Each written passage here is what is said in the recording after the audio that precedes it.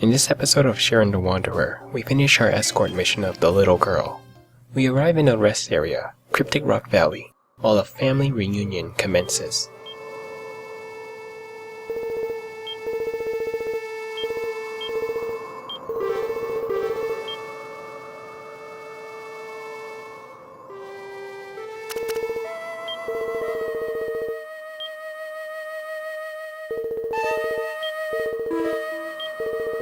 Safely delivering the girl unlocks the warehouse, which is necessary for a later bonus dungeon. The warehouse is smaller than the previous two, but the option of storing items here is very useful. Also, our items are now identified as well.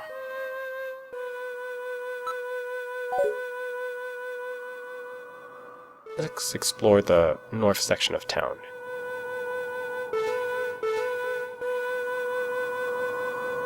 The dog gives free items, so talking to him can be useful.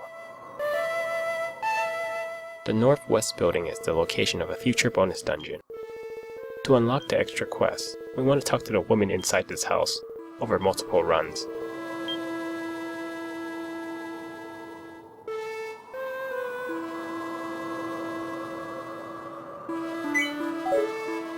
As we progress through the game, inns become more expensive.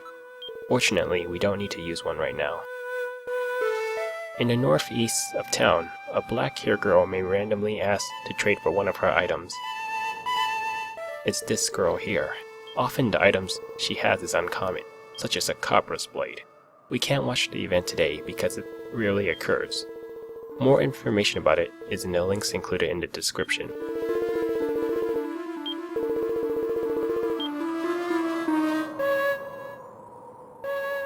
Let's meet back at the south of town.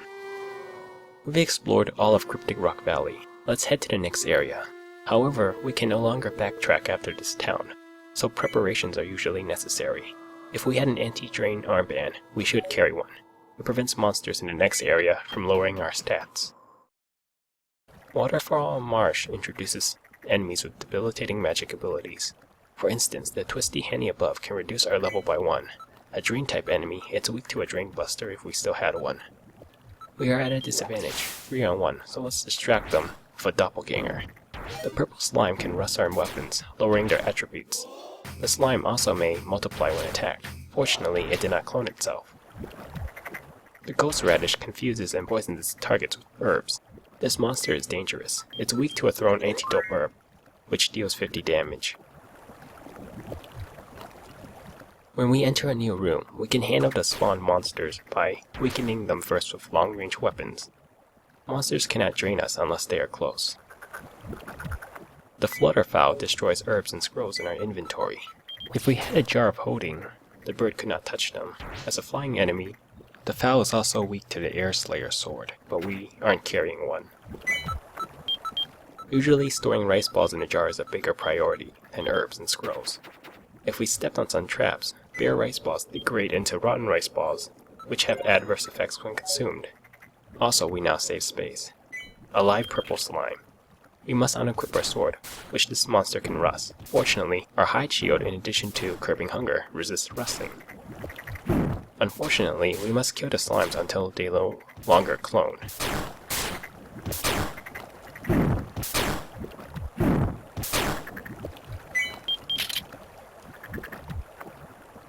The map overlay shows no monster, but we can see a leechworm on the screen.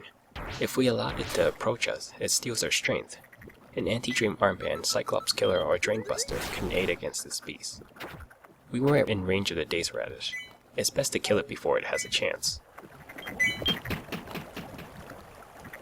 The same enemies appear in this next floor.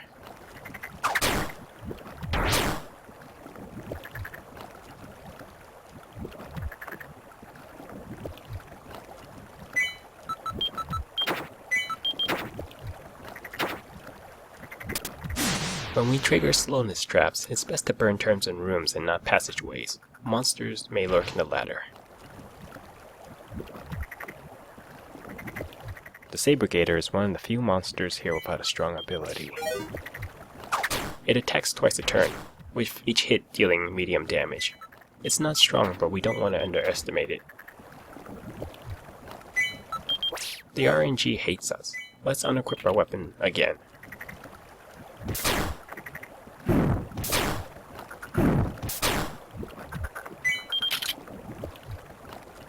The final new monster is the Gather. It has only 36 HP, but high defense. Fortunately, thrown Gitons deal fixed damage.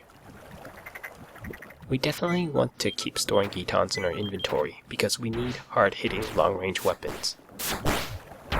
As we finally saw, the Saber Gator can deal large damage, but we can handle it right now. One final note is that monster houses do not spawn in the marsh, so the enemies here usually cannot gang up on us. The Scroll of Sleep can be useful in the next area, when monster houses return. It keeps monsters asleep for 10 turns, after which they wake up moving twice as fast. The scroll is useful as a last resort.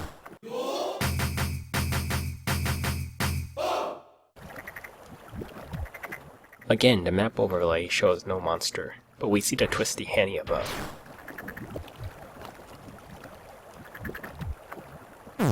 We don't want to fight the leechworm head-on. If we knock it back, we can weaken it with arrows first. However, we knocked the worm into the blue lake.